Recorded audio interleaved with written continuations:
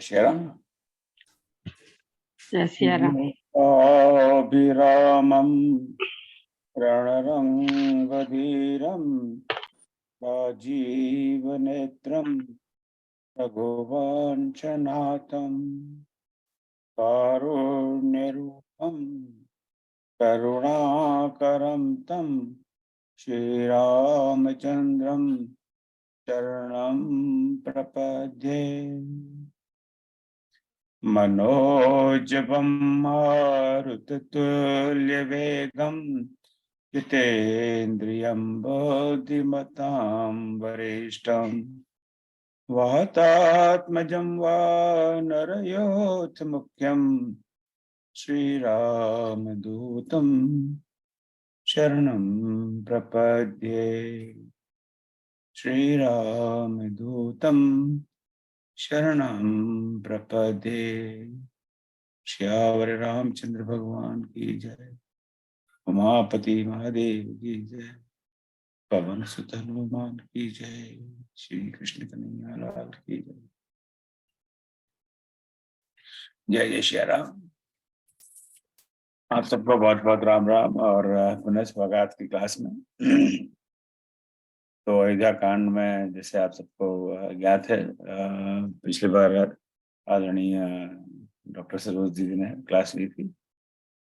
तो राम जी का वनवास हो चुका है, राम जी वन में निकल चुके हैं, सीता और लक्ष्मण भी जबरदस्ती उनके साथ लग लिए। वो हालांकि राम जी ने बहुत समझाया कि मत चलो भाई, पर चलो चल दिए।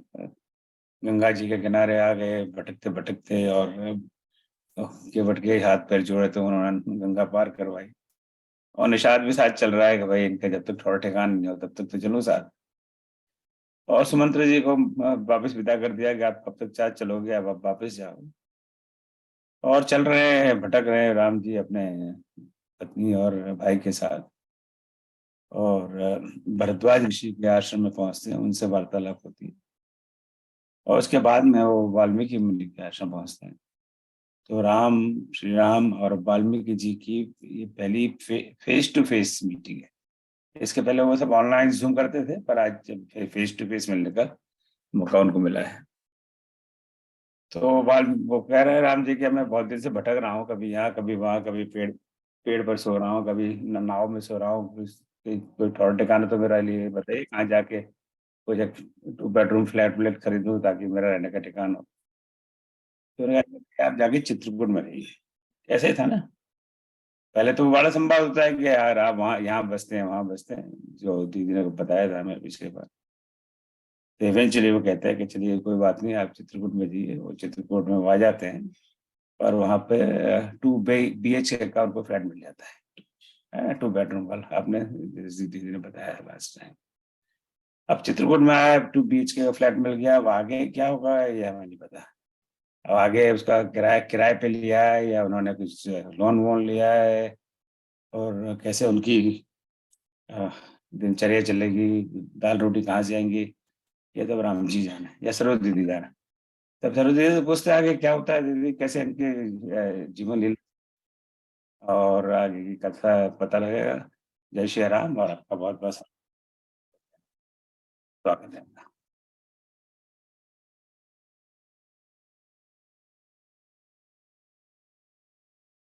आप म्यूट पर हैं, दीदी। दीदी आप म्यूट पर। तो आज की सुंदर प्रातः पर, जो हमारी यहाँ प्रातः हो सकता है भारत में तो रात्रि है और कहीं अर्धरात्रि जो भी है, तो हर तरह से भगवान का है दिवस और रात्रि। उनको प्रणाम है, हमारे इस मंच को प्रणाम है, मंच के अध्यक्ष जी ओम जी को प्रणाम है, सबको राम नाम है और हर तरह से शुभ रहे, बस यही कामना है। तो आज का मेरा प्रसंग है कि ये भगवान राम जो थे अपने भाई के और पत्नी के साथ में वाल्मीकि जी से सलाह लेते हैं कि मुझे कहाँ रहना है, और उन्होंने चित्रकूट का वर्णन किया था, चित्रकूट में रहने का। तो चित्रकूट का एक जो चौपाई में बोलूंगी जो मुझे बहुत अच्छी लगी थी। उस दिन मैंने पूरा उसको नहीं किया था क्योंकि जल्दी हो रही थी। तो एक ये चौपाई बहुत अच्छी ये नदी पनच सर सम दान, यानी 132 के बाद में तीसरी लाइन है ये। दम दाना सकल कलुष कली साउज नाना, चित्रकूट जनु अचल अहरी चुकई न घात माठ मुठभेरी। तो यहाँ एक तरफ तो रूपक बनाया है कि प्रकृति है ना, और दूसरे मानवीकरण किया। मानवीकरण माने पर्सोनिफिकेशन उन्होंने, यानी प्रकृति को एक मानव के रूप में प्रस्तुत किया है। तो उन्होंने बताया क्योंकि नदी जो एकदम सीधी नहीं होती ना, जगह बदलती रहती है, तो चित्रकूट में उसने शेप लिया थोड़ी गोलाई वाली। तो कहते कि वो नदी जो थी मंदाकिनी, वो एक प्रत्यंचा, धनुष की प्रत्यंचा के समान है। और जो सम दम है, शम दम नियम, ये सब जो है, ये मानो उसकी वाण है। और जो चित्रकूट जो है उसका अचल अहेरी है, ऐसा जो हिल नहीं सकता, उसका वाण जो एकदम अचूक है। और सारे कलुष जो हैं वो मानो वहां के पशु पक्षी हैं जिनको कि वो मारता है। अहेरी वहां का चित्रकूट, उन पापों को, यानी वहां पर सारे पाप नष्ट हो जाते हैं। ये एक जो रूपक था, और ये पर्सोनिफिकेशन भी था, मानवीकरण किया था। तो अब मैं आगे बढ़ती हूँ। अब भगवान राम जो है वहां पर आकर चित्रकूट में अपना निवास बना लेते हैं और रहने लगते हैं, और इस प्रकार वहां पर्णकुटी बना के बहुत अच्छी तरह से रह रहे हैं। अब वो कहते जोग वही प्रभु से लखन कैसे, पलक विलोचन गोलक जैसे, कि भगवान वहां पर सीता और लक्ष्मण जी की उस प्रकार रक्षा करते हैं जैसे कि पलक जो है नेत्रों की, अंदर की पुतली की रक्षा करते हैं, उस प्रकार से भगवान करते हैं। और लक्ष्मण जी और राम सीता जी भी भगवान राम की बहुत सेवा करते हैं। किस प्रकार कहा है, सेवई लखन सिय रघुवीर रही, रघुवीर की सेवा कैसे करते हैं, जिमी अविवेकी पुरुष शरीर रही। जिस प्रकार अविवेकी, जब विवेक नहीं होता, ऐसा पुरुष बस केवल अपने शरीर की ही रक्षा करता है, उसे दुनिया से कोई मतलब नहीं होता, उस प्रकार लक्ष्मण जी और सीता जी भगवान राम की सेवा करते थे। यही विधि प्रभु बन बसई सुखारी, इस प्रकार भगवान जो थे उस वन में बहुत सुखपूर्वक रह रहे थे। फिर मंत्री विकल्प, अब यहाँ पर हम देखते हैं मंत्री जी बहुत परेशान हो गए। मंत्री मतलब सुमंत जी। हम देखेंगे सुमंत जी को यहाँ पर 3 रूप में वर्णन किया है। एक बार दशरथ जी ने उनको पुत्र भी कहा है, और सुमंत जी जो है उनके मंत्री भी थे, और फिर उनका रथ भी हाँकते थे। तो हर तरह से अगर कहिए कि दशरथ जी के चारों तरफ वो ही उनके सुरक्षा कवच बने हुए थे। तो वो जब निषाद को मतलब पहुंचा कर जब आ जाते हैं, बहुत परेशान है सुमंत जी जो है, बहुत परेशान है। और इस प्रकार तब निषाद राज जो है उनको देखकर बहुत दुखी होते हैं, और वो कहते हैं कि आप अब, हे मंत्री, आप अपने धैर्य को धारण करिए और विषाद को छोड़ दीजिए, क्योंकि आप तो पंडित हैं, परमार्थ के ज्ञाता हैं। इतना सब होने के बाद आपके अंदर इतना विषाद क्यों, कैसे? तो इस प्रकार से तो, और कहते कि विधाता को समझिए क्यों उसने किया है, वो देख के आप अपना धैर्य धारण करिए।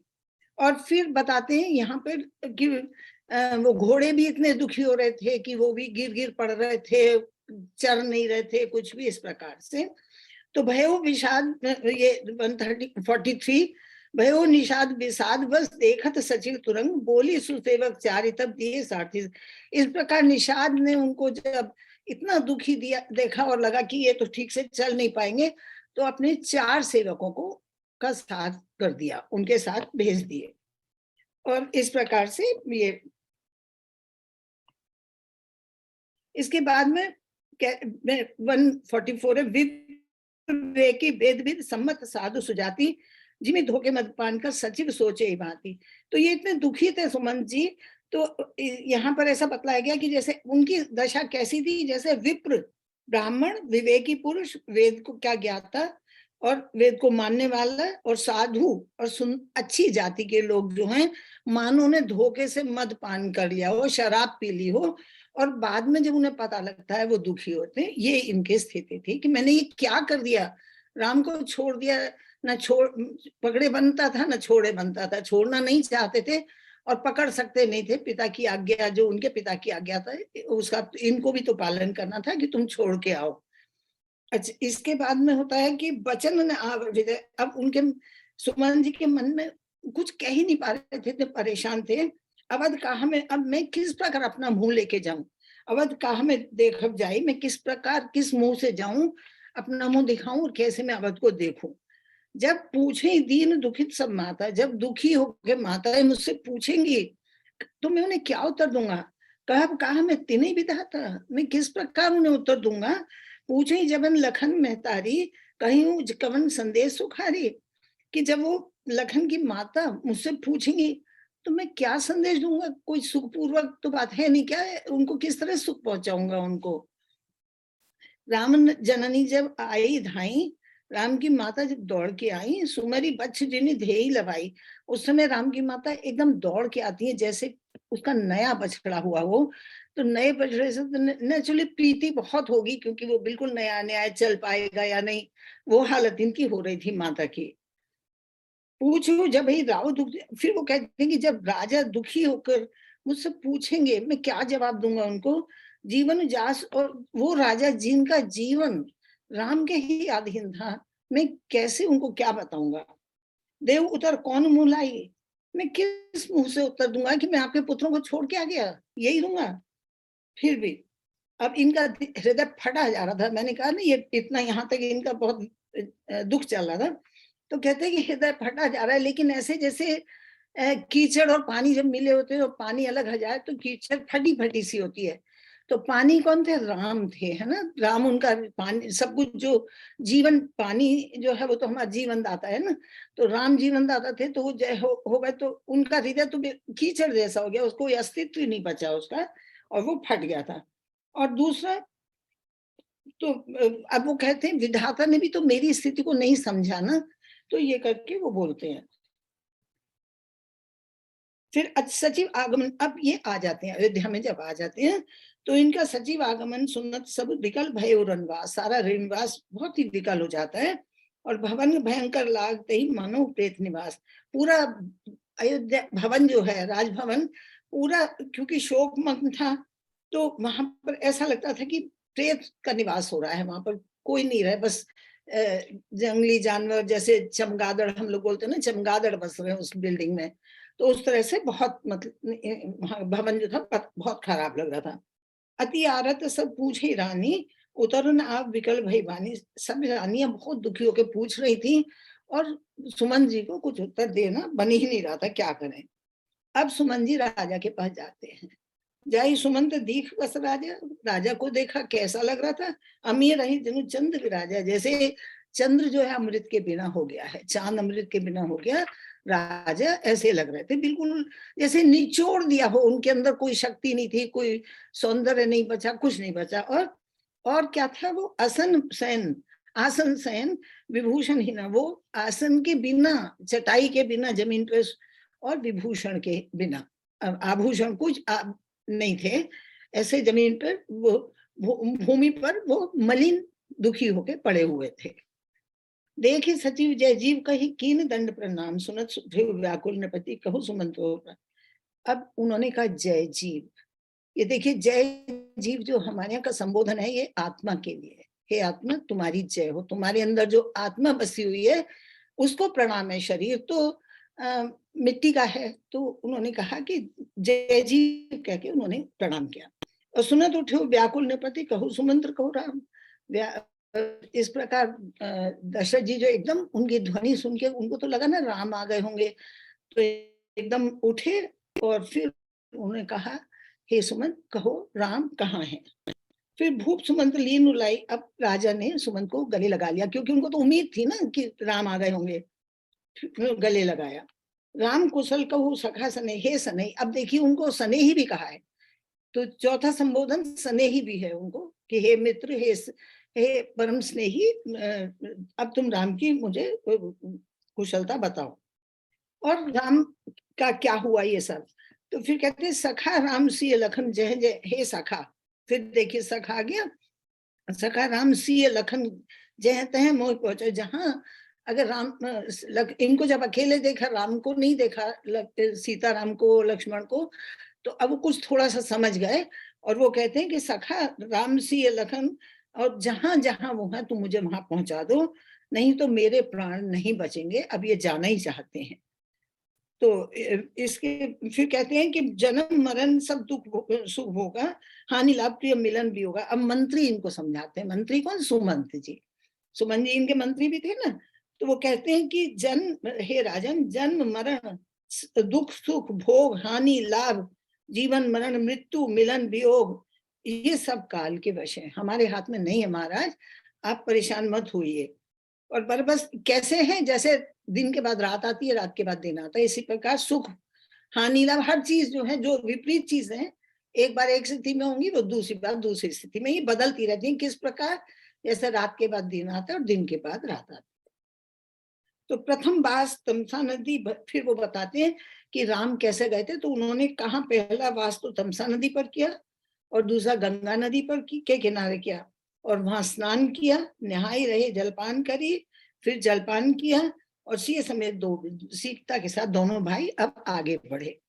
केवट कीन बहुत सेवकाई, सो जामिनी सिंगरौर गवाई। तो कहते केवट ने उनकी बहुत ही सेवा की, और वो रात्रि जो उन्होंने श्रृंगवेरपुर में बिताई। तात प्रणाम अब फिर ये बताते हैं कि हे तात, जैसे मैंने बताया था ना, राजा को, पिता को, पुत्र को भी, और बच्चों को, मंत्री को, सबको तात, तप्त धातु से बना है। तप्त माने बहुत गर्म, तो ये बड़े जोशीले संबंध है ना, इसलिए इनको तात कहा जाता है। तो उन्होंने कहा कि तात प्रणाम। अब उनसे, सुमंत जी से राम ने कहा है कि हे तात, सब प्रकार से मेरे पिता को प्रणाम करना, और उनके चरण पकड़ के कहना, करे भी पाई परी विनय बहोरी, तात करिए जनी चिंता मोरी। हे पिता, मेरी चिंता मत करिए, मैं आऊंगा, आपके चरण पकड़ूंगा, और उनकी विनती करिए, पांव पकड़ के उनकी विनती करिए, और बताइए कि मेरी चिंता न करें। फिर वो कहते हैं कि राम ने जो कहा, वो संदेश दे रहे हैं, तुमरे अनुग्रह तात कानन, जात सब सुख पाई हो, प्रतिपाल आयुष कुशल देखन पाए, पुनि फिर आई हो, जननी सकल परितोष परि परि पाए, करी बिनती घनी, तुलसी करो सोई जतन, जही कुशली रही कौशल घनी।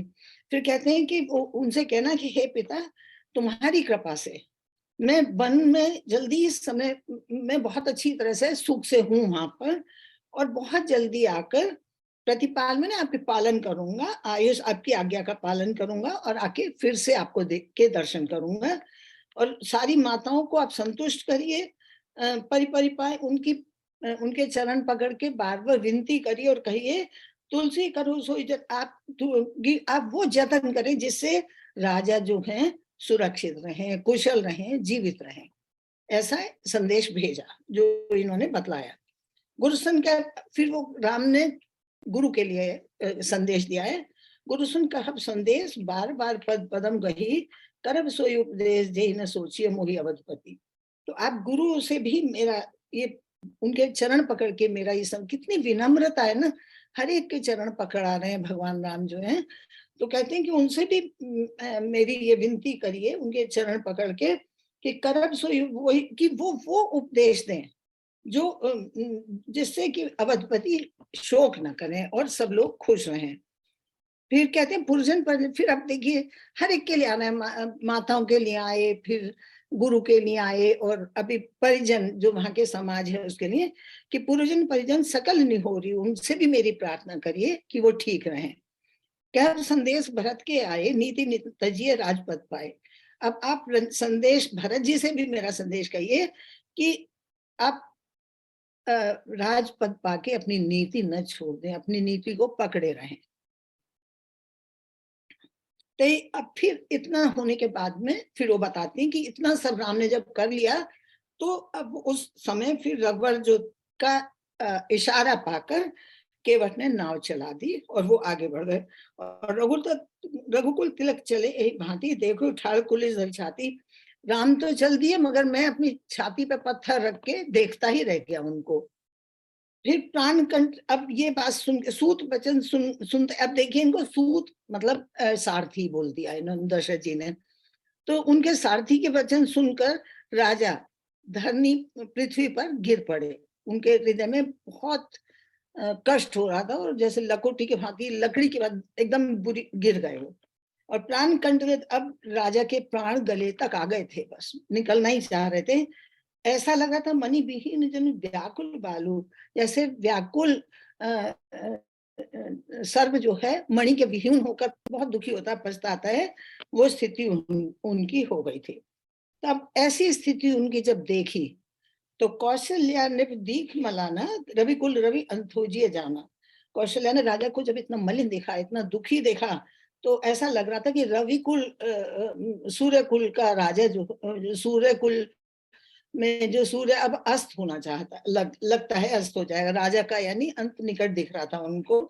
और उन्होंने इस बहुत ही धीरज धर के राजा को समझाया और कहा, धीरज धरिए तब पाइए पारू, नहीं तो बूढ़े सब परिवारू। हे राजन, हे महाराज, आप धैर्य धारण करिए और इस प्रकार इस विपदा से पार हो जाइए, नहीं तो ये रघुकुल का जो पूरा परिवार है ये नष्ट हो जाएगा, समाप्त हो जाएगा, डूब जाएगा। इस जो जहाज हमारे रघुकुल की नैया जो चल रही है ये डूब जाएगी, ऐसा उन्होंने कहा।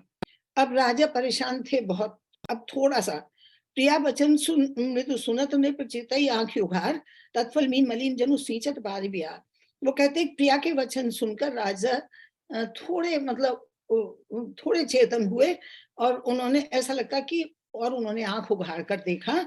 वो ऐसा लग रहा था जैसे पानी से जब मछली को निकाल दिया जाए तो वो जैसे मछली को जब पानी से निकाल दिया था तो उसके ऊपर शीतल जल छोड़ दिया हो तो उसे एक बार जान सी आ जाती है, उस प्रकार राजा की स्थिति हुई। धरी धीरज उठ बैठे भुआलू, कहूँ सुमंत है राम के पालू। धीरज धरकर वो राजा उठे और वो बोले, कहाँ सुमंत हैं, हे सुमंत, कहाँ राम है और कहाँ लखन है, मेरा प्रिय लखन और वैदेही कहाँ पर है। बिलपत राव विकल्प, इस प्रकार राजा बहुत सा व्याकुल हुए और भाई जुगति शरीर से रात्रि, और वो रात्रि जो थी बीत नहीं रही थी। ऐसा लगता था कि सारा मतलब जाने कितना समय हो गया है, रात्रि नहीं बीत रही है, समय बहुत बड़ा हो गया। तापस अंध साप सुधी आई, कौशल्या सब कथा सुनाई। अब उनको श्रवण कुमार के पिता जो अंधे थे ना, उनके शाप की स्मृति हुई। ये कहानी आप लोगों को मालूम है इसलिए मैं नहीं बतलाऊंगी अब। तो उनकी शाप की स्थिति याद आई कि उन्होंने किस प्रकार शाप दिया था और इस प्रकार से उन्होंने ये कथा कौशल्या को सुनाई। और फिर भय विकल्प वर्णति, और फिर वो पुराना इतिहास देखकर वो फिर से परेशान हो गए और अपने को धिक्कारने लगे। हा रघुनंदन प्राण प्रीते, हे रघुनंदन मेरे प्राणों से प्रिय रघुनंदन, तुम बिनु जियत बहुत, तुम्हारे बिना जीते हुए बहुत दिन बीत गए हैं। हा जानकी लखन हा रघुवर, जानकी लखन दोनों को याद करते हो। हा पितु हित चित चातक जलतर, हे तुम पिता के लिए मेरे प्राण जो है चातक है और तुम जलधर हो, तुम्हारी बूंद पाकर ही ये चातक जीवित रह सकता है, अगर तुम नहीं हो तो ये प्राण अब जाना चाहते हैं। ऐसा कह के राम राम कही राम कही राम राम कही राम, तनु परिहरि रघुवर राव गयो सुरधाम। ऐसा करके राम जो थे सॉरी दशरथ जो थे स्वर्ग को सिधार गए। तब वशिष्ठ मुनि समय सम कहे कहे अनेक इत्यादि। अब तब वशिष्ठ जी ने धैर्य धारण करके बहुत सा पुरानी बातें कही और फिर सबका शोक को दूर किया और ज्ञान के अपने ज्ञान के प्रकाश से उनका शोक दूर किया। तेल नाव भरी नृप तनु रखा, फिर राजा के शरीर को नाव तेल की नाव में भर के रख दिया और दूतों से कहा कि तुम दौड़ के जाओ और भरत के पास जाओ और भरत से तुम बिल्कुल कुछ मत कहना कि राजा का स्वर्गवास हो गया है। तो अब जब ऐसा इनका स्वर्गवास हो गया तो उधर भरत को बिल्कुल अपशकुन होने लगे। तो अनरत अब आरंभ जब से अनरत हुआ वहां भरत वगैरह सब परेशान हो गए थे। चले वो समीर बेग है यहाँ के, अब वो जो तेजी से घोड़ा हाँक के चले जो दूतों को भेजा था और नदी शैल पर्वतों को वो करते हुए तेजी से जा रहे थे और एक एक पल उनको ऐसा बीत रहा था जिन्हें कितने वर्ष बीत गए हैं, कितना हो, इस तरह से वो आगे बढ़े।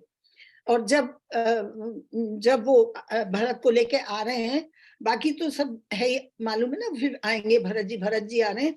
तो केकई ने जैसे ही सुना तो बहुत खुशी हुई। 158 के बाद है ये। तो आवत सुत सुनी कह के नंदनी, हर्षी रकुल जलरू चंदनी। अपने पुत्र को आकर देखकर कैकेयी बहुत ही खुश हुई। कैसे? जैसे कि रविकुल यानी रविकुल मतलब सूर्य कुल, तो सूर्य को देखकर कमल खिलता है, लेकिन अब तो कमल मुरझा गया। अब क्या है, चांद की बारी आती है, तो जैसे चांद निकलता है और कमलिनी देख के उसको खुश होती है, खिलती है, उस प्रकार से ये कैकेयी खुश हुई। सजी और आरती लेकर आई, सजी आरती होकर दौड़कर आई आरती लेकर, और दरवाजे तक आई आरती करने के लिए। कैकेयी हर्षित ही और कैकेयी इस प्रकार हर्षित हो रही थी जैसे मानो भीलनी ने आग लगा दी। दव दव माने दावाग्नि। तो हम जानते हैं कि अग्नि 3 प्रकार की होती है, दावाग्नि, बड़वाग्नि और जठराग्नि। तो जठराग्नि पेट की आग को, भूख को बोलते हैं। दावाग्नि जो है जंगल की आग को बोलते हैं, और दावाग्नि, जठराग्नि, बड़वाग्नि जो है, बड़वाग्नि जो समुद्र, मदद, नदी, पानी, जल की आग को कहते हैं। तो यहाँ पर दावाग्नि की बात कर रहे हैं कि जैसे भीलनी जंगल में आग लगा के बहुत खुश होती है ना, गर्म तापेगी और भी जो कुछ है, तो इसलिए उस तरह से ये खुश हो रही थी बहुत, कैकेयी बहुत ज्यादा खुश हो रही थी। फिर सुनत भरत सब भय विवश विषादा। अब जब भरत यहाँ आते हैं तो बहुत दुखी हो जाते हैं। वो कहती है, तात बात में सकल समारी, भय मंत्रा सहाय हमारी। वो भरत को कहती है कि बेटे मैंने सारी बातें बहुत संभाली और मंत्रा इसमें सहारी, बस एक ही बात हुई है कि राजा सुरपुर चले गए, बस यही एक बात गलत हुई, बाकी तो गलत, सब सही है। तो सुनत भरत भय विवश विषादा, ये सुनकर भरत जो थे बहुत ही व्याकुल हो गए। अब हम आगे से यहाँ से देख के लेकर, और भरत का विषाद की वो कितनी कितनी बातें कहते हैं कि किस तरह से मैं क्यों जन्मा, तू क्यों वो हुई, इस तरह से बहुत विषाद उनका चलता है। तो कहते हैं, जो पे कुरुचि रही अति तो ही जन्मत काहे न मारे मोही, कि अगर तेरी इतनी कुरुचि थी राज्य के प्रति, राजा की, तो मुझे जन्म लेते मार देती, मुझे अपयश का भागी क्यों बनाए। क्योंकि भरत क्या समझ रहे हैं कि शायद सब लोग समझेंगे कि मैंने ऐसा किया है, तो इसलिए उन्हें बहुत ज्यादा आत्मग्लानि हो रही थी।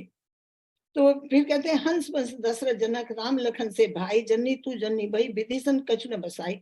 कि हंस वंश के समान दशरथ हैं और पिता हैं, और राम लखन से मेरे भाई हैं, तू माता ऐसी कैसे हो गई। भगवान के वश भी कुछ नहीं रहा, दीदी ने कुछ नहीं किया, क्या कहूं मैं। तो फिर कहते हैं, बर मागत मन भई न की पीड़ा, गरी न जी मुंह परे न कीरा। कहते कि वर मांगते हुए तेरे को कोई पीड़ा नहीं हुई, तेरी जीभ नहीं गल गई, तेरे मुंह में कीड़े न पड़ गए, तो और फिर भूख प्रतीति। फिर कहते कि राजा ने तेरा विश्वास से कर लिया कि तूने ये बात बोली है, ऐसा मुझे राजा पे आश्चर्य हो रहा है। कहते मरण काल विधि मति, लगता है कि उनका मरण समय आ गया था, इसलिए भगवान ने भी उनकी बुद्धि को हर लिया था। इस प्रकार से बहुत विषाद कर रहे हैं। और फिर कहते हैं कि राम विरोधी हृदय थे प्रकट कीन विधि मोई। राम हृदय, तेरा तो हृदय राम का विरोधी था, तूने उस हृदय से मुझे प्रकट किया। मोह समान, मेरे समान कौन दुष्ट है, अब मैं दोष भी किसको दूं, किसको बेकार, व्यर्थ माने बादी माने व्यर्थ, मैं किसको दोष दूं, क्या कहूं। और उसी समय जो है कुबरी आ जाती है, वो सच धज के आती है और हुमा की लात तक की कुबर मारा, और शत्रुघ्न ने उसमें बहुत गुस्से में आके एकदम लात उसके कुबर पे मारा, और वो पृथ्वी पर परी मुंह भर मही कर पुकारा, और चिल्लाने लगी, वो पृथ्वी पर गिर पड़ी और इस प्रकार से वो चिल्लाने लगी। मात तात कहते ही दिखाई, कैसी राम लखन दो भाई, कैकई कत जन्मी। तो वो कहते हैं कि तुम हे माता, कैकत कत जन्मी जग माजा, तुम जन्मी क्यों, और जो जन्मी तो भाई काहे न बांझा। अगर तुम जन्मी भी थी तो बांझ क्यों नहीं हो गई, तुमने मुझे पैदा क्यों किया। कुल कलंक जई जन्म मोहि, अब जस भाजन प्रिय जन द्रोही। तुम मुझे कुछ कलंकी को मुझे तुमने पैदा किया और अपयश का पात्र बना दिया। अपयश भाजन प्रियजन द्रोही, प्रियजनों का मैं अपयश का पात्र बन गया। पितु सुर पर पिता स्वर्ग चले गए मेरे कारण, और मैं ही तो सब अनर्थ का हेतु हूँ।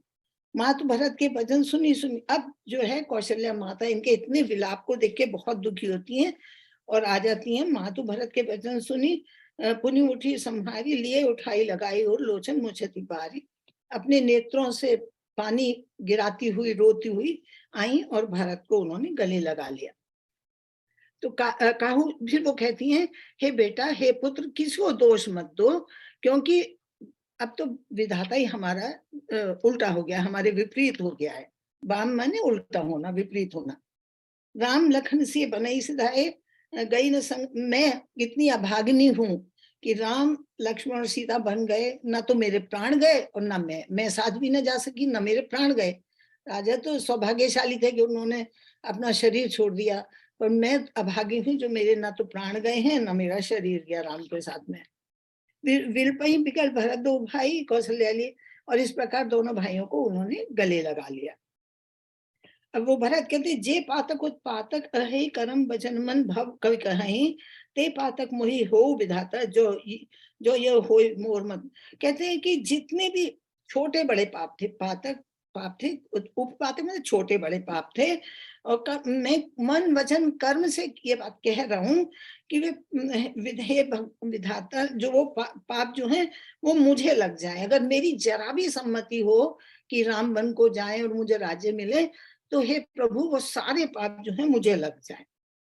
फिर राम तो फिर अब कौशल्या उनसे कहती हैं कि राम ये 168 के बाद में 168 है, माँ तो भरत के वचन सुनी साचे सुभाए, कहे राम प्रियता तुम सदा वचन मन का है। माता ने जब भरत के इतने दुखी वचन सुने तो एकदम बहुत प्रेम से आकर उनसे बोली और कहा कि राम प्राण होते, तुम तो राम के प्राणों से भी ज्यादा प्यारे हो, हे पुत्र, तुम इतना शोक क्यों कर रहे हो? तो तुम रघुपति के प्राण प्यारे, विदुर भले ही चंद्रमा अमृत को गिरा दे, भले ही निचोड़ दे, और हिम से भले ही आग निकलने लगे, और बारीचर माने जलचर पक्षी जो हैं वो भले पानी से बाहर हो जाए, लेकिन भय ज्ञान बिनु मिटे न, और ज्ञान के बिना वैराग्य नहीं मिटेगा। भय ज्ञान होने पर भी जो विकार नहीं मिटते हैं, जो हमारे अंदर गलत विकार है, हमें ज्ञान हो जाए तो भी वो नहीं मिटते हैं। इस प्रकार कुछ भी हो जाए, लेकिन तुम राम के प्रतिकूल नहीं हो सकते, राम ऐसा जानते हैं। मत तुम्हारी आगे वामदेव वशिष्ठ, अब इसके बाद में इतना सब होने के बाद में अब कुछ आगे तो होना था ना, उनके जो संस्कार होने थे। तो कहते वाम, अब वशिष्ठ देव और वामदेव ऋषि आते हैं। यहाँ देखिए वामदेव का शायद एक ही बार प्रयोग हुआ है। वामदेव वशिष्ठ आए, सचिव महाजन सकल बुलाए, और सारे बड़े लोगों को, मंत्रियों को, सबको बुलाया, और मुनि बहु भांति, इस प्रकार मुनि ने, वशिष्ठ जी ने बहुत उपदेश दिए भरत जी को, और कई परमार्थ के मतलब परमार्थ के उपदेश उनको दिए, और निप्तनु वेद विदित अनुवाद।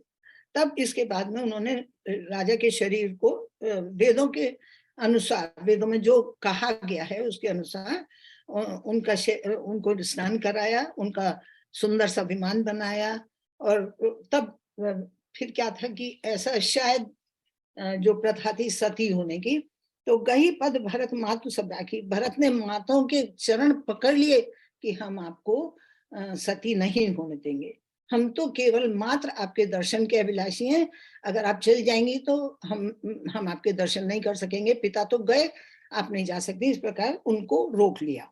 चंदन अगर भार बहुआ, इस प्रकार चंदन अगर आदि से और अनेक प्रकार की सुगंध उस समय हो रही थी, इस प्रकार सरजू तीर पर चिता बना के उनका दाह संस्कार कर दिया गया। तो यही विधि दाह क्रिया सब की भी इस प्रकार करी, और विधिवत उनको तिलांजलि दी, जैसे विधि उसमें कहा गया वेद इत्यादि में। और फिर सोदी सुमृति सब वेद पुराण से सब ग्रहण करके भरत ने 10 गात विधान है, जो 10 दिन का विधान था, उसको पूरा किया। बैठे राज, अब ये सब हो गया, समाप्त हो गया, अब शोक खत्म हुआ वशिष्ठ जी के आदेश पर। फिर सब राजसभा में आकर बैठते हैं दोनों भाई और भरत जी। तो भरत इस प्रकार वशिष्ठ जी के पास बैठते हैं। अब वो वशिष्ठ जी नीति धर्म की बातें करते हैं। अब वो कहते हैं कि हे तात, तुम शोक मत करो। वो पहली बात वो कहते हैं 171, सुनो तात भावी, सुनो भरत भावी प्रबल बिलखो कही मुनिनाथ, हानि लाभ जीवन मनन यश अपयश विधिहार। फिर कहते हैं हे तात सुनो, हो हे पुत्र सुनो, होनहार जो है बलवान हो। एक कहावत भी है ना, होनहार बलवान के होते चीखने पात। तो वही है कि जो होनहार वो तो होके रहेगी, आप कितना भी कोशिश कर लो नहीं बचेगा। तो सुनो तो इस प्रकार मुनिनाथ ऋषि जी ने बड़े दुखी होकर विलाप करते हुए कहा कि बेटा, हानि लाभ जीवन मरण, ये सब यश अपयश जो कुछ भी है, ये सब विधि के हाथ है, हमारे हाथ में है ही नहीं, हम बिल्कुल नहीं कुछ कर सकते। तो अस विचारी कही दे दोषु, ऐसा विचार कर कि किसको दोष दोगे, किसको दोष दिया जाए। व्यारत काहे पर कीजे रोष, और व्यर्थ किस पर हम रोष करें, क्यों करें। तात विचार करो मन माई, हे पुत्र तुम मन में विचार करो, सोच जोग दशरथ ने अपनाई, कि राजा जो थे शोक के योग्य नहीं थे, उनके लिए कुछ भी शोक मत करो, उनके बारे में मत सोचो कि क्या है। अब ये सोच, इसको चाहे शोक कहिए या सोच कहिए, अब वो कुछ चीज बताते हैं कि जैसे कहते हैं कि हम ब्राह्मण कुल से लेके जो इन्होंने कि ब्राह्मण को शोक नहीं करना चाहिए, जो कि वो ब्राह्मण जो जिसने अपना अपने ज्ञान को छोड़ के अगर वो गलत मार्ग पे चला तो उसके लिए भी शोक मत करो। क्षत्रिय जो इतना बलवान है, यदि वो अपने रक्षा नहीं करता है अपनी प्रजा की, तो उसका भी शोक मत करो। और जो वैश्य है, खूब धन है उसके पास, मगर वो कंजूस है और किसी की सहायता नहीं करता, उसके लिए भी शोक नहीं करना चाहिए। और फिर शूद्र, जो शूद्र है, भले ही वो ज्ञानी भी हो सकता है, लेकिन यदि वो अपने प्रभु की, अपने स्वामी की सेवा अगर नहीं करता है, तो उसके लिए भी कुछ शोक मत करो, सोच मत करो। फिर नारी के लिए कहा है कि नारी अगर अच्छी है लेकिन पति को धोखा देती है, उसके लिए भी शोक नहीं करना चाहिए। और गृहस्थ के लिए कहा है कि गृहस्थ को भी शोक नहीं करना चाहिए अगर वो अपनी गृहस्थी का पालन नहीं करा, क्योंकि उसका कर्तव्य है गृहस्थी का पालन करना। तो अगर वो गृहस्थी का पालन नहीं कर रहा, तो उसको उसके लिए भी शोक नहीं करना चाहिए। और ना ही किसी सन्यासी के लिए जो अपने सन्यास धर्म का पालन नहीं करता और इधर उधर टाइम गंवाता है, गलत काम करता है, उसका भी शोक। इस प्रकार से उन्होंने ये सारे शोक के वर्णन किए हैं। तो इस प्रकार से किसी का भी शोक नहीं करना चाहिए। फिर अब सब प्रकार भूपत राजा तो बहुत बड़भागी थे, सौभाग्यशाली थे, जो उनको इतना सब इतने अच्छे बेटे और प्रजा मंत्री सब इतने अच्छे मिले। बादी विषाद करो तो उसके लिए अब क्यों व्यर्थ में विषाद कर रहे हो, क्यों दुख कर रहे हो। और इस प्रकार से यह सुनी समझी सोच, इस प्रकार तुम शोक को छोड़ दो और सिरधरी राज और राजा की आज्ञा को अपने शीश पर धारण करो। तो निपति वचन प्रिय नहीं प्रिय प्राणा, तो राजा को तो वचन प्रिय थे, प्राण प्यारे नहीं थे। जैसा कि उन्होंने कहा था ना, रघुकुल रीत सदा चली आई, प्राण जाए पर वचन न जाई। तो राजा को तो वचन प्रिय थे, तो उन्होंने तो अपने वचन का पालन किया ना। और उनको प्राण प्रिय नहीं थे, इसलिए उन्होंने प्राण त्याग दिए अपने वचन के कारण। तो करो तात पे तो वचन प्रवाहना है पुत्र, तुम अपने पिता के वचन को प्रमाणित करो। और कहू शीश धरी भूप रजाई, उनकी आज्ञा को, रजाई माने आज्ञा को, शीश पर धारण करो और तुम उस प्रकार का काम करो जिसमें सब प्रकार की भलाई हो। अब वो बताते हैं कि पिता की आज्ञा का पालन किस किसने किया। तो कहते परशुराम पितु आज्ञा राखी, परशुराम ने पिता की आज्ञा के कारण अपनी माता रेणुका का भी शीर्ष छेदन कर दिया था, काट दिया था। और तने जजाति जौवन देव एक ययाति राजा हुए थे, जो बहुत ही भोगी विलासी थे, बहुत भी लोग तृप्त रहते मगर तृप्त नहीं होते थे। तो उन्होंने ब्रह्मा जी से वरदान मांगा, स्तुति उनकी प्रार्थना की बहुत, और उनसे वरदान मांगा कि मुझे यौवन चाहिए। तो कोई देने को तैयार नहीं था। तो इनका पुत्र, शर्मिष्ठा थी, उनका पुत्र था पुरु। तो पुरु ने इनको अपना यौवन दे दिया था। बहुत सालों तक भोग विलास करके जब इनको लगा कि अजीर्ण हो रहे सब कुछ है, तो इन्होंने अपने पुत्र को वापस यौवन प्रदान कर दिया था। तो कहते हैं कि पिता की आज्ञा से ही तो उन्होंने ऐसा किया कि अपना यौवन दिया या माता का सिर काटा। तो कहते हैं अनुचित उचित विचार तजी जे पालई पितु बहन, अनुचित या उचित का विचार छोड़ के जो पिता के वचन का पालन करता है, ते भाजन सुख जस के बसई अमरपति ने, वो सुख के पात्र होते हैं और अमरपुर में उनका, स्वर्ग में उनका वास होता है। और फिर करो राज परिहरि, वेद विदित सम्मत सभी का, ऐसा वेद के आधार पे ही ये सबका मत है। जय पितु दे सो पावे, ठीक है, जो पिता ने दिया है उसको जो पिता की आज्ञा है या उसका ही पालन करो, करो राज, इसलिए तुम राज करो, सब ग्लानि को छोड़ दो, मानो मोर वचन हितकारी।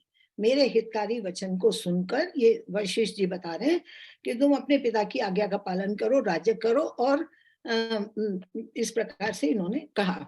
सुनि सुख लहर राम बेदई, अनुचित कहब न पंडित कही। और राम और लक्ष्मण भी तुम्हारी इस बात को देखकर कि तुम राज करोगे, उनकी इच्छा का पालन करोगे, वो वहां सुख प्राप्त करेंगे। और अनुचित कह पंडित और विज्ञानी लोग भी आपको कुछ अनुचित नहीं कहेंगे। सुनो सुख लहर, अच्छा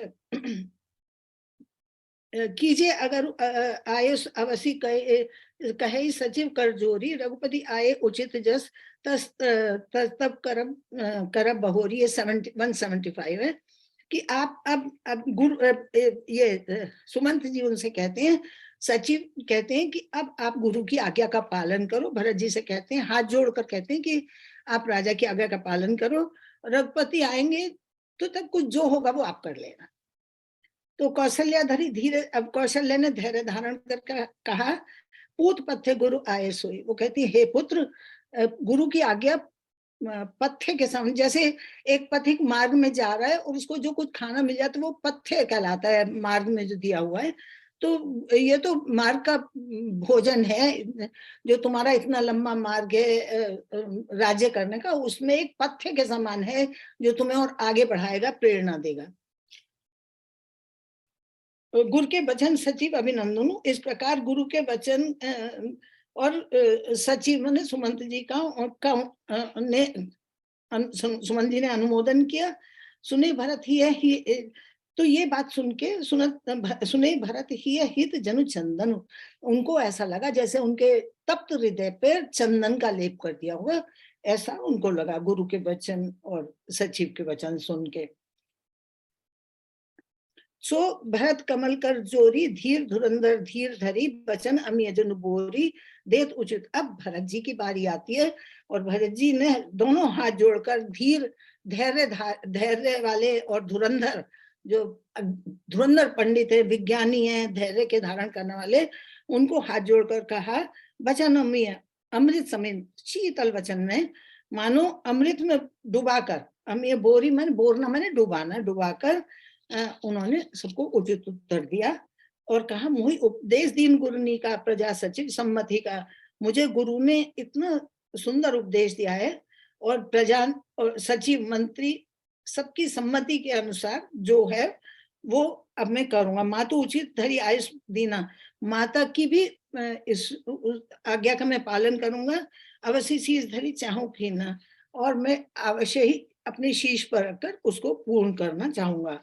तो फिर कहते, पितु सुरपुर सी राम बन करण मोहि मोहि राजू, ऐते जानो मोरहित के अपन बड़काजू। फिर एक क्वेश्चन करते हैं, पहले एक बार हाँ भी कर देते हैं, फिर एक क्वेश्चन उनके आता है कि पितु सुरपुर चले गए हैं, स्वर्ग चले गए हैं और सिया राम बनने चले गए हैं, आप मुझे किस कारण राज करने को कह रहे हैं? क्या इसमें यही के जानो मोर, इसमें क्या मेरा हित समझ रहे हैं आप, और या कोई अपना बड़ा स्वार्थ समझ रहे हैं जिसके कारण आप मुझे राज करने को करें? फिर देखिए एक बार उन्होंने ऐसे कह दिया, हित हमारे से पति सेव का, मेरा हित तो केवल राम सीता की सेवा करना है, मेरा हित उसी में। सो हर ही लीन मात कुटलाई, वो माता ने अपनी कुटिलता से हरण कर लिया उसको। तो मोरी समान को पाप निवासु, मेरे समान कौन इतना पापी है यही लगी इस राम, जिसने राम सीता को वनवास दे दिया। तो मतलब इतना भारत जी का ना विलाप, बहुत इसमें बहुत ही विलाप चला है। मैं सब अनर्थ कर हेतु, मैं तो दुष्ट हूँ बहुत और सब अनर्थ का कारण हूँ, हेतु कारण हूँ, बैठ बात सब सुनऊ सचेतु, और बिनु रघुवीर बिलो के अबासु, रहे प्राण सही जग उपहासु। बिना रघुवीर को देखे तो मेरे प्राण जो हैं नहीं रह सकते, और ये प्राण जो है जगत के लिए उपहास का पात्र बन चुके हैं, जग मेरा उपहास करेगा। राम पुनीत विनय रस रूखे, लोलुप भूमि भोग के भूखे।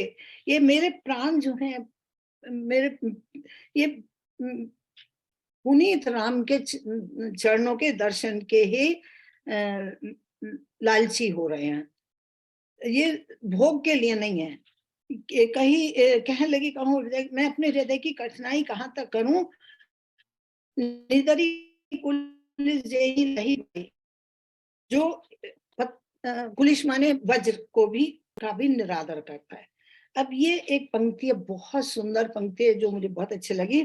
कारण ते कारज कठिन होई दोष नहीं मोर, कुलिस अस्थिते उपलते लोह कराल कठोर। कहते हैं कि कारण से कार्य बहुत कठिन होता है। कारण तो हम कर देते हैं कि जाओ वहां जाना है, हिमालय पे चढ़ जाओ, लेकिन चढ़ना कितना मुश्किल है ना।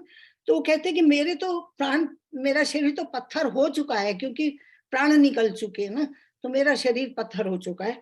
तो कहते हैं कि कठिन हो दोष, इसमें मेरा दोष नहीं, मैं तो पत्थर हो चुका हूँ। लेकिन भगवान की आज्ञा, जो पिता की आज्ञा है, वो क्या है, कारण है, और मैं तो पत्थर से हो गया हूँ। अब कैसे हो, वो तो आज्ञा तो इतनी सॉफ्ट है, तो अब ये मेरे लिए वो आज्ञा है वज्र के समान हो गई है, जो मेरे शरीर को तोड़ डाल रही है, मैं कैसे पूरा करूं। तो कहते हैं कुलिस अस्थि, मेरी अस्थि इतनी कठोर हो चुकी है, लेकिन वो आज्ञा जो है पिता की आज्ञा, वो तो वज्र के समान है, जो मेरी अस्थि को तोड़ डाल रही है।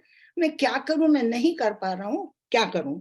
और फिर कहते उपलते लोह कराल कठोर, जो और जो है पत्थर, वो आज्ञा जो है लोहे के समान है, जो पत्थर को भी तोड़ देती है, मेरे हृदय को भी तोड़ रही है, मेरी एक एक हड्डी को तोड़ डाल रही है। और मेरे जो मैं पत्थर बन चुका हूँ, वो पिता की आज्ञा मुझे तोड़ डाल रही है, मैं उसका पालन कैसे करूं।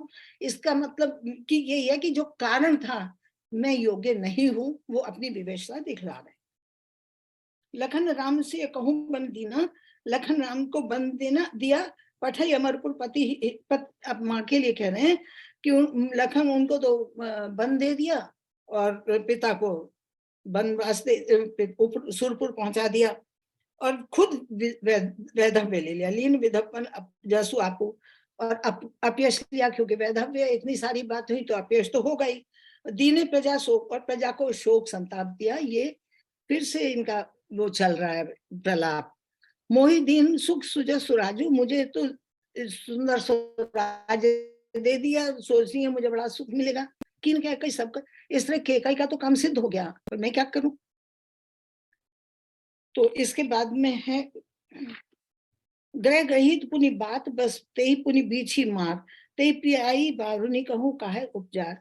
फिर कहते हैं जितने भी ग्रह हैं, उपग्रह हैं, अच्छे हैं बुरे हैं सब, और वो, और फिर जैसे एक एक व्यक्ति को इतने तो ग्रह, एक व्यक्ति है उसको इतने ग्रह लग चुके हैं, सारे ग्रह सारे उपग्रह सब लग चुके हैं, और वायु रोग भी हो गया है उसको, और बिच्छू ने भी काट लिया। अब उसका तो कुछ उपचार होना चाहिए ना। मेरे इस शरीर, ऐसा शरीर जिसको सारे वो लग चुके हैं, मेरा उपचार तो राम है, लेकिन क्या ऐसे व्यक्ति को जिसमें ये सब हो गए, उसको तुम शराब पिला दो तो ये कोई उपचार हुआ। यानी ये जो मुझे राज दे रहे हो, ये तो शराब हुई ना मेरे लिए, कि मैं तो हर तरह से मारा हुआ हूँ, हर उससे, लेकिन और मुझे फिर मार रहे हो, तुम फिर से मार डाल रहे हो, पुण्य मोहि मार करके फिर से मुझे मार डाल रहे हो। तो अब इस बार राम मात सुटी सरल चित मोह पर प्रेम, माता का तो सरल है वो, मेरे पर बहुत प्रेम है, कौशल्या के लिए कह रहे हैं। कई सुबह सनेस मोहि दीनता, मेरी दीनता देखकर, उनकी दीनता देखकर वो कहते हैं गुरु विवेक सागर जब जाना। वो कहती हैं कि माता कह रही है कि गुरु का विवेक जो है वो सागर के समान, कभी समाप्त होने वाला नहीं है, गहरा भी है, विशाल भी है, अगाध भी है, विस्तृत भी है। गुरु का ज्ञान ऐसा है, माता समझा रही है। कैसे गुरु, जिन्होंने विश्व को बदर बेर के समान हथेली पर, मैंने उस दिन भी बोला था ना कि हस्तामलक एक उक्ति है संस्कृत में, कि हाथ में आंवला है, उससे उसको सारा दे, वो आंवलक मानो संसार है, तो पूरा गुरु के हाथ में वो आंवले, पूरा संसार आंवले के समान है। गुरु उसको पूरी तरह से देख लेते। तो हमारे तुलसीदास जी ने बेर का, कभी कुछ लोग बेर कह देते हैं, कुछ आंवला कहते हैं, पर उक्ति आंवला है, हस्तामलक। तो मोह के तिलक, मुझे तो तिलक कह दिया, और इस प्रकार से विधाता जो है मेरे से विमुख ही हो गया है बिल्कुल। फिर अब आगे वो कहते हैं आपन दारुण दीनता कहूँ सबे समझा। अब मैं अपनी दीनता को सबको समझा के कहना चाहता हूँ, देखे बिनु रघुनाथ पद जियन जरनी जाए, मेरे हृदय की जलन नहीं जाएगी। अब देखिए उस विलाप से थोड़ा सा शांति की ओर आ रहे हैं, ये थोड़ा एक तरह से इशारा दे रहे हैं कि अब मैं आपकी आज्ञा मानने की कोशिश करूंगा। आन उपाय मोहि ने सूझा, जो जी को रघुवर बिन सूझा। मुझे तो कुछ और उपाय नहीं सूझ रहा है, केवल रघुवीर को देखना चाहता हूँ। को जी को रघुवर बिन बूझा, एक ही आंख नहीं मन माही। मेरी तो एक ही मात्र इच्छा है कि प्रातः काल चल के प्रभु के दर्शन किए जाए, तब मैं कुछ सोचूंगा।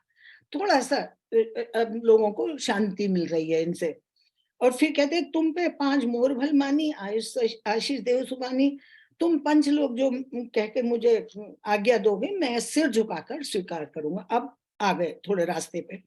यही सुनी विनय मोहि जनु जानी, आवई बहुरी राम। हो सकता है मेरी विनय सुनकर राम जो है वापिस आ जाए। यद्यपि जन्म कुमाते मैं सत सदा सदोष, आपन जानी न तागी है मोहि रघुवीर भरोस।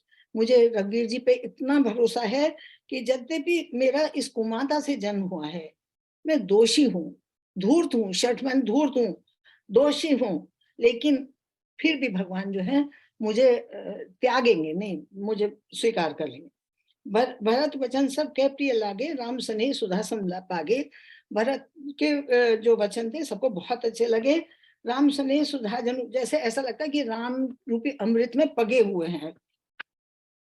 मातु सचिव गुर पूर्ण नारी, सकल स्नेह विकल भय भारी।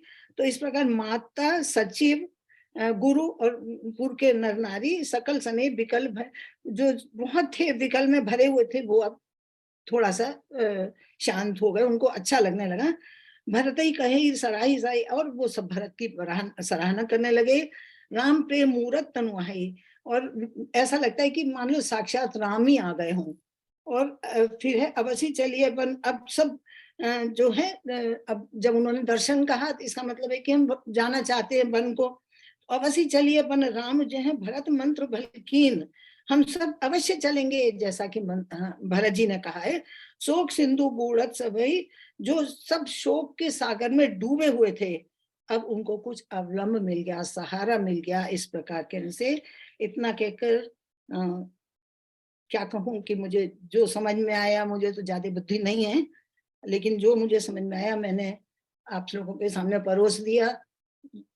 जैसा भी रूखा सूखा भोजन था वो परोस दिया। बहुत सुंदर, कहीं गलती है तो मैं क्षमा चाहती हूँ और आप सबको समर्पित करती हूँ। अति बहुत ही सुंदर, सुंदर कहा बहुत आपने। सुंदर, बहुत सुंदर, बहुत बढ़िया, बहुत सुंदर, बहुत ही सुंदर, बहुत बढ़िया, भावपूर्ण। बहुत बहुत बहुत धन्यवाद आदरणीय सरोज दीदी। अत्यंत सुंदर। आपने आज का तो बड़ा करुण रस से भरा प्रसंग है, पर इसका वर्णन करना भी इतना सरल नहीं है। तो बहुत सुंदर। आपने तो राम जी को तो चित्रकूट में छोड़ दिया, अब अयोध्या ले आए, और अयोध्या में क्या हो रहा है, तो जो अयोध्या कांड हम कहते हैं इसको, तो सारी केंद्र तो इस कांड का अयोध्या में ही। तो अब देखिए कि चित्रकूट जाने की तैयारी कर रहे हैं भरत जी। अब जाते हैं नहीं जाते हैं, और वहां पहुंच के क्या करते हैं, ये तो आपने बताया नहीं, अधूरी बात छोड़ दी, मजा नहीं आया। अब इसके लिए क्या किया जाए, तो इसके लिए 1 सप्ताह का प्रतीक्षा करना पड़ेगी। तो अगले सप्ताह से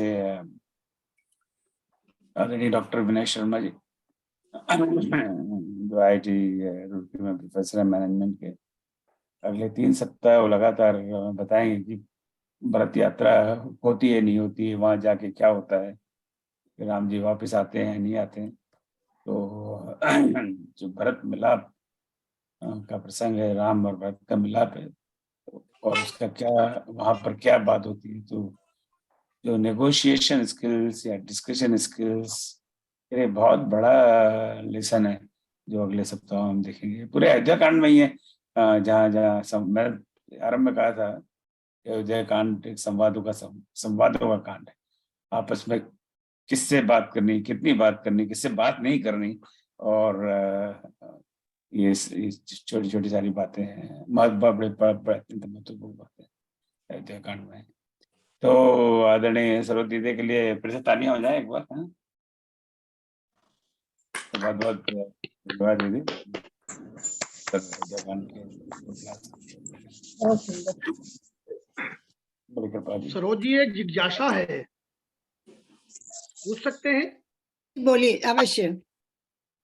ये आपको सुनने के बाद मन में जिज्ञासा आई कि जब जी। सुमंत जी वापस आते हैं, हाँ जी। सुमंत जी जब वापस आते हैं तो जो पीछे 3 दोहे में सीता जी ने अपना वर्णन किया है कि पिताजी को ऐसा कह देना, पिताजी को ऐसा कह देना, हमारे साथ देवर है, हमारी रक्षा करेंगे, और ये है वो है, 3 दोहे में है वो 24 चौपाई। जी। तो सुमंत जी जब आते हैं तो सीता जी के बात को गोल मोल करके बता देते हैं कि सीता जी बोल रही थी और उनका गला भराया, तो ज्यादा बोली नहीं। पर उन्होंने लक्ष्मण जी की बात, यदि यद्यपि राम ने कहा था कि जो लक्ष्मण की बात को बताना मत, ये कठोर बोले हैं, तो ये सुमंत जी को जले पे नमक छिड़कने की क्या जरूरत थी? लक्ष्मण की बात को भी गोल मोल कर सकते थे। ये क्यों उन्होंने कहा कि लक्ष्मण जी ये थोड़ा इसको भी वो गोल मोल करते कि लक्ष्मण जी ने कठोर में दुखी को और दुखी करने क्या आवश्यकता थी? नहीं तो रोक दिया ना उन्होंने, लक्ष्मण जी को रोक ही तो दिया। हाँ, तो ये भी उनको बोलने की जरूरत क्या थी कि लक्ष्मण ने आप बहुत कठोर वचन किए हैं, लेकिन राम ने शपथ दिलाया कि मैं न बताऊं। ये क्योंकि वो ये इसको भी तो जानते थे छुपा कि सकती लक्ष्मण, थी। जी हाँ, वो ये जानते थे ना लक्ष्मण जी कटु वचन बोलेंगे तो पिता को थोड़ा सा आभास हो जाए ना, थोड़ा सा मतलब, तो इसलिए सुमंत जी को मतलब इसने रोका कि औरों की तो कहो ना कहो मगर लक्ष्मण की तो बात बिल्कुल मत बोलना, क्योंकि पता था कि लक्ष्मण जरूर कुछ बोलेंगे। नहीं, लक्ष्मण ने तो बोला था, लक्ष्मण ने बोला था, और राम ने शपथ दिलाई थी कि बताना मत, तो हाँ उनको ये वही भी तो नहीं बात। बताने की जरूरत है। ये उनका ज्ञान था ना कि वो ये चाहते थे कि लक्ष्मण की भी किसी तरह की बुराई ना हो पाए। ठीक बात है। राम थे ना, सब में रमने वाले राम थे। तो भी उन्होंने बरस दिया ना, उन्हें रोक दिया उन्हें। बहुत धन्यवाद द्विवेदी जी आपके प्रश्न के लिए।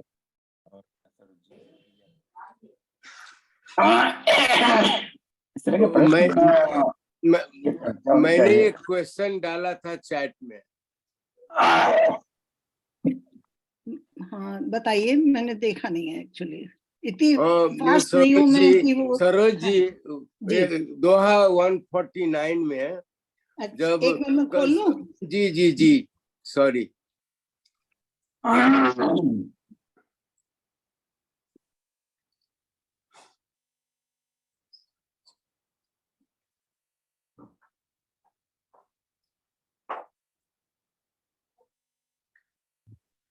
हाँ जी बोलिए।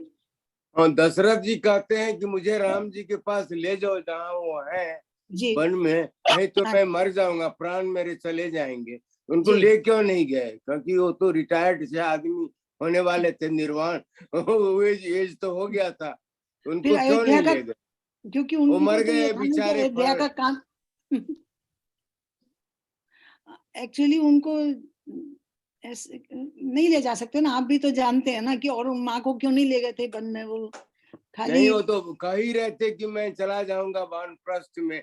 अब भरत जी राजा बन जाते तो उनको मर जाने क्यों दिया गया? लोगों ने मर के जानबूझ के मार दिया उनको। नहीं, क्योंकि उनकी तो मृत्यु आई गई थी ना, पता ही था, ये तो ज्योतिषी ने भी बतला दिया था ना। जो जिनके लिए वशिष्ठ जी के लिए कहा जाता है ना कि जिनका विश्व भी बेर के समान है हथेली पे, उन वशिष्ठ जी को भी मालूम था ना, तो ऐसे कैसे उनको मर जाने, वो रोक कैसे सकते थे होना? उन्होंने बोला ना, हानि लाभ यश सब विधि हाथ में, जो कुछ भी होना है कुछ नहीं कर सकते। माता कौशल्या ने भी भरत को वो समझाया था कि जो होना है वो तो होगा ही होगा, तो नहीं ले जा सकते थे उनको वन में, कैसे ले जा सकते थे? उनको तो वन में जाना ही था, नहीं, वानप्रस्थ में। राम जी को राजगद्दी नहीं, देते हुए उनको तो वन हमको बात जाना। लगी कि वो अपने आप चले जाते, पर राम के साथ तो नहीं जा सकते थे वो बिल्कुल। अच्छा, ठीक है ठीक है। मुझे तो लगा कि रावण की उनको माँ वन के ले जाते, पिता का बेचारे श्राप बच भी तो लगा हुआ था। मलिक जाते। भैया मार दिया आप उनको। पहुंचा देते ना उनको देखिए मलिक जी, ठीक है, जैसे अच्छी हमारे बात ओम है। भैया कहाँ बहुत कहाँ अच्छा पहुंचाते हैं, क्या आपने क्या करा रहे हैं ना, पाठ वैसे किया, आप भी पहुंचा देते हो। बहुत अच्छा। वानप्रस्थ का क्या अर्थ है? वानप्रस्थ का अर्थ ये नहीं वन है में कि रहना, आप वन में रहना जो 50 से 75 साल, वो तो मालूम तो आपको है, आप ऐसे ही पूछ रहे हैं ना। वो तो आयु का वो जो हमारे 4 आश्रम बनाए वानप्रस्थ आश्रम में, जिसमें कि गृहस्थी का भार बच्चों को सौंप के अब निश्चिंत हो जाओ, पूजा पाठ करो, जो भी करो, वो आपको तो मालूम है, पर आप ऐसे ही पूछ रहे हैं। तो नहीं मलिक जी ने कहा इस प्रश्न का मैं पर मैं थोड़ा सा अपनी अल्पमति से कुछ कहना चाहूंगा। तो उन्होंने कहा कि तो वो तो वानप्रस्थ वैसे भी लेना चाहते थे, राम जी के साथ चले जाते, उनका वानप्रस्थ हो जाता है, ये प्रश्न ना आपका है, राइट मलिक जी? जी तो ना, वन तो उनको जाना ही था, तो that's what that is what I'm Ram telling. को- हाँ, तो वन में जाना और एक राम सीता के साथ वन में जाना दो अलग अलग बातें हैं। उनके यहाँ जाके रह जाना अलग अलग से चले जाते वहाँ रह तो जाते। वहाँ मलिक जी वहां जाके फिर अपनी चलाते हैं ना, वो ये भी तो बात है ना। तो इसीलिए उनको मार दिया। आपने मुझे 2 मिनट दिए हैं, पिता तो के I ना can तो provide- फिर अपनी चलाते, ऐसा करो, ये करो, इधर मत जाओ, उधर मत जाओ, ऐसा करो, वो तो अच्छा ही है कि उनको नहीं ले गए ना। नहीं, वानप्रस्थ में मोह और आसक्ति को छोड़ के वन में जाते हैं। अब वो बेटे के मोह में आप वन साथ में चले जाओ तो वो वानप्रस्थ नहीं है। नहीं तो वो आसक्ति तो जब अपना परिवार साथ में होगा तो आसक्ति तो छूटेगी नहीं ना, किसी भी हालत में नहीं छूटेगी आसक्ति। सरोजी जी, अगर आप 2 मिनट दें तो मैं बोलूं जरा इस विषय पर। जी जरूर। तो द्विवेदी जी ने इस बात पर अच्छा प्रकाश डाला कि वानप्रस्थ का क्या मतलब है। तो मैंने ये बात की, इसका मतलब ये नहीं, मैं आपसे पूछ रहा हूँ कि वानप्रस्थ के ऊपर एक्सप्लेनेशन मुझे दें। वानप्रस्थ का अर्थ है कि आप इस संसार को त्याग दें, संसार की मोह माया को त्याग दें और भगवान की तरफ प्रयाण करें। ये वानप्रस्थ doesn't necessarily mean physically going to a jungle, right? मैं घर में भी रह के वानप्रस्थ ही हो सकता हूँ, जब अगर मैं इस तरह की धीमे धीमे अपने आप को डिटैच करता जाऊं अपने समाज से। और उसके बाद में संन्यास आश्रम में, और संन्यास आश्रम में क्या अर्थ है, अब उस विस्तार में नहीं जाऊंगा, नहीं तो फिर वो ये 1 घंटे का भाषण हो जाएगा।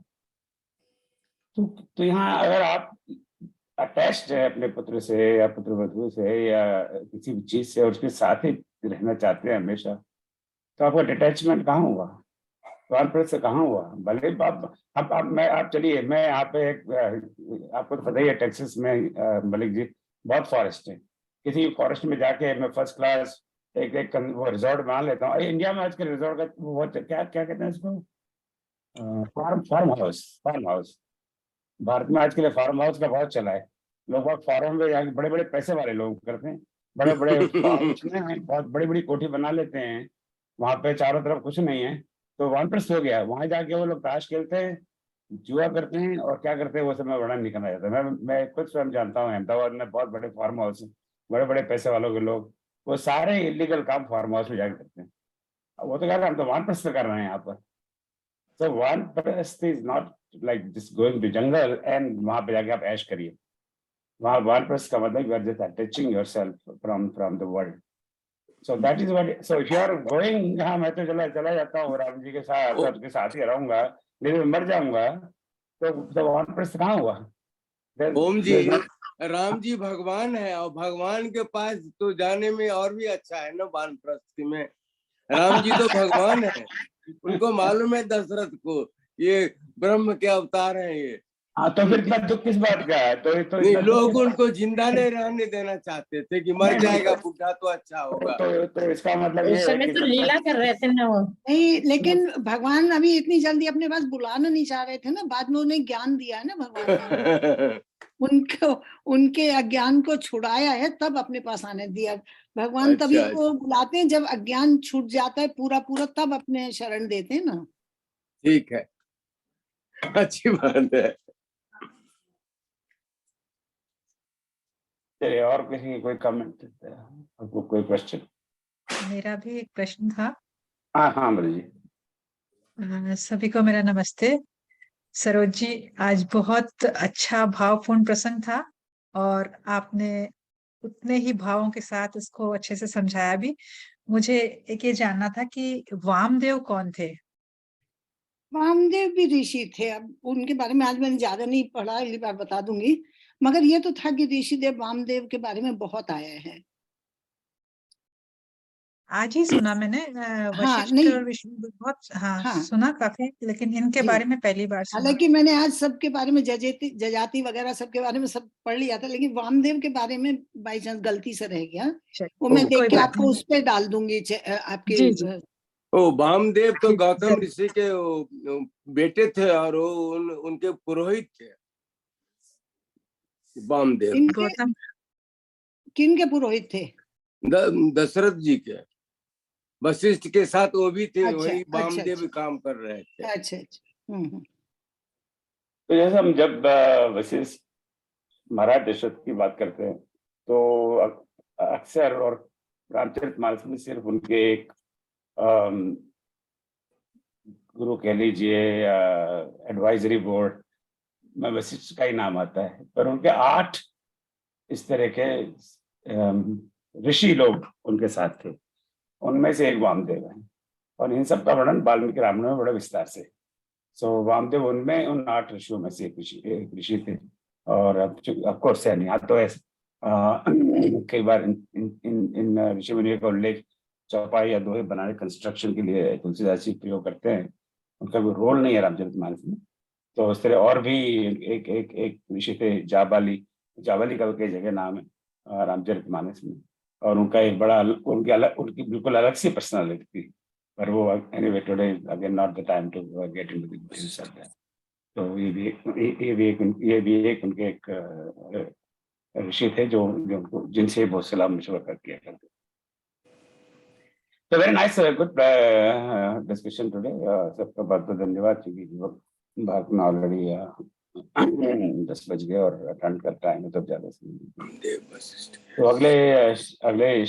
अगले गुरुवार से अगले 3 सप्ताह आदरणीय डॉक्टर विनय शर्मा जी हमें बताएंगे भरत जी की यात्रा का बड़ा मार्मिक वर्णन।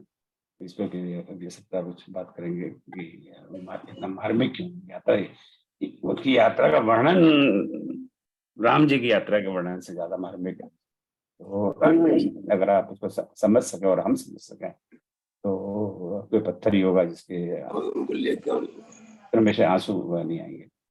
उसके बाद में जो भरत मिलाप, उनका जो वार्तालाप, उस पर विस्तार से चर्चा होगी। तो क्विज 17 इस समय चल रहा है जो आज की चर्चा पर है। ऑलरेडी 42 लोग क्विज 42 को ले चुके हैं जो भी करेक्ट है। और अभी मेरा निवेदन है आप सबसे क्विज 17 को पूरा करें और इस वीकेंड तक क्विज 18 पोस्ट हो जाएगी। हमारे शिक्षक लोग बड़े तेजी से चल रहे हैं। मेरे पास 22 क्विज नंबर 22 तक कंप्लीट तैयार है और मैं उनको बारी बारी से पोस्ट करूंगा, सबको पोस्ट करूंगा, तो हमें पता नहीं रहेगा हम क्या कर रहे हैं। सो मैं शिक्षकों का बहुत बड़ा आभारी हूँ कि इतने एडवांस में मुझे भेज रहे हैं। We have 18, 19, 20, 21, 22, all 5 are actually ready to be posted. So, but anyway, अभी कोई 17 posted है तो please complete that.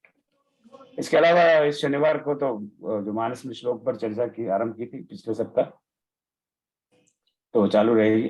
तो इस शनिवार को अयोध्या कांड के 3 श्लोक, अरण्य कांड के 2 श्लोक और अरण्य कांड में जो अत्रि ऋषि द्वारा भगवान श्री राम की स्तुति है उसके 12 श्लोक इन पर चर्चा हुई, जो आदरणीय सरोज दीदी को फिर से सुनेंगे अयोध्या कांड के श्लोक का। राकेश चौबे जी अरण्य कांड के श्लोक पर बात करेंगे और उषा मेहरा जी अत्रि स्तुति के श्लोक पर बात करेंगे। और मेरा एक पर्टिकुलर इस क्लास के विद्यार्थियों से विशेष आग्रह है कि आप डेफिनेटली सेशंस में आए। अगर आप रामायण सीखना चाहते हैं तो क्यों छोड़ रहे हैं, क्योंकि उस श्लोक के बारे में आपको चर्चा शायद ही कहीं मिले। और मैंने तो यूट्यूब खगार डाला, मुझे तो कहीं नहीं मिला। इसका मतलब वहाँ है नहीं, और चौपाइयों पे दोहों पे इधर उधर की चर्चा बहुत मिल जाएगी, पर श्लोक पर चर्चा कोई करता नहीं क्योंकि थोड़ा टेढ़ा काम है। और इसमें कोई स्टोरी तो है नहीं, तो और स्टोरी बिना लोगों को मजा नहीं आता, और जिसमें मजा नहीं आता उसमें कथाकार बात नहीं करते, उनको तो लोग एंटरटेन करते हैं, उनको रामायण से क्या मतलब है। तो उसमें एंटरटेनमेंट तो है नहीं, श्लोक भी क्या एंटरटेनमेंट है। तो डोंट मिस दैट चांस। ठीक है, चलिए मैं रखता हूँ। आपका कोई कमेंट हो, सजेशन हो इसके पहले? इसमें मेरा फोन कैसे बज रहा है?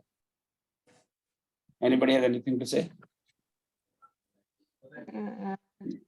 सर एक चीज ऐसा, जितने भी वीडियो होते हैं वो सारे वीडियो यूट्यूब पे नहीं दिखाए देते। कुछ हमारे किसी कारणवश हमारा पिछले वाला क्लास छूट गया था, हाँ, पे वो अभी सबके एक लिंक नहीं आ रहे। हमारे एक स्टाफ मेंबर है, वो कुछ दिनों पर छुट्टी में थे, 2-3 वीक। वो अभी आए, तो इसलिए थोड़ा सा बैकलॉग है। तो पिछले 2 सप्ताह के शायद ओके। 2 या 3 सप्ताह के शायद हाँ, YouTube। नवंबर तक के हैं, दिसंबर के नहीं है। हाँ हाँ, इसीलिए क्योंकि वो अभी छुट्टी से आई हैं और धीरे धीरे काम से कैचअप कर रही है। तो थोड़ा 2-3 वीक ओके, उनका है। पर ये जानकर आनंद आनंद हुआ कि आप YouTube देख रही हैं, ये बड़े आनंद की बात है। नहीं सर, कुछ ही असल में हमारा काम का भी समय होता है, तो बहुत बार मेरा कुछ कुछ मिसिंग हो जाता है। नहीं, मैं तो समझता उस वजह से हूँ। तो वो सब, वो प्रभु ने चाहा तो सारी YouTube धीरे धीरे सब अपलोड हो जाएंगी। तो जस्ट थोड़ा सा बैकलॉग है। Okay, thank you. Om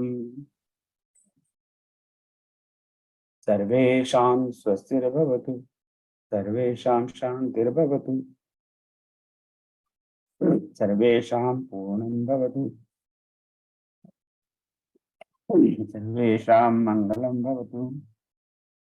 Om सर्वे भवन्तु सुखिनः, सर्वे सन्तु निरामयाः, सर्वे भद्राणि पश्यन्तु मा कश्चित् दुःखभाग् भवेत्। ओम असतो मा सद्गमय तमसो मा ज्योतिर्गमय, मृत्योर्मामृतभ्रमय। ओम शांति।